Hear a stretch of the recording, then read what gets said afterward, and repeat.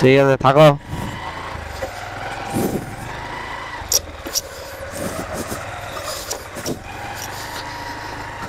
ছোট ছোট বাচ্চা আসলে এদের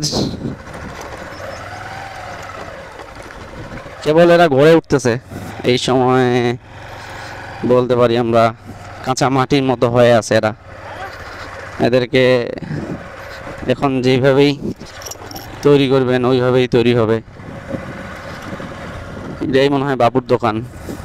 হ্যাঁ, ওই জন্য এখানকার নাম বলতেছে বাবুর দোকানের এখানে বাসা।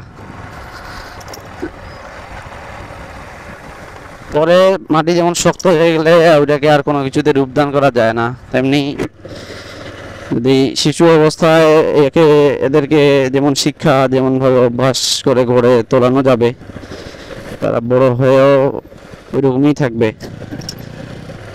আর বড় হয়ে গেলে তখন সেটা পরিবর্তন করা অনেকটা কঠিন, মাটি শুকিয়ে যাওয়ার মতো। তারা পড়ালেখা করে সবাই, যেটা শুনলাম ভালো লাগলো বিষয়টি। পড়ালেখা করা উচিত, অন্তত রিডিং এবং লেখা, পড়ালেখা যেটুকু দরকার। পড়ালেখা করে যদি কোনো কিছু করতে চায় তাহলে পড়ালেখার পাশাপাশি অবশ্যই কোনো কিছু শিখে রাখতে হবে। এখন পড়ালেখা দিয়েই সব কিছু হয়, তার পাশাপাশিও মেধা, অন্যান্য সাইডের মেধাও কাজে লাগে। তো এই ছিল আজকের ভিডিও। ভালো লাগলে অবশ্যই পেজটির পাশে থাকবেন আর শেয়ার করবেন।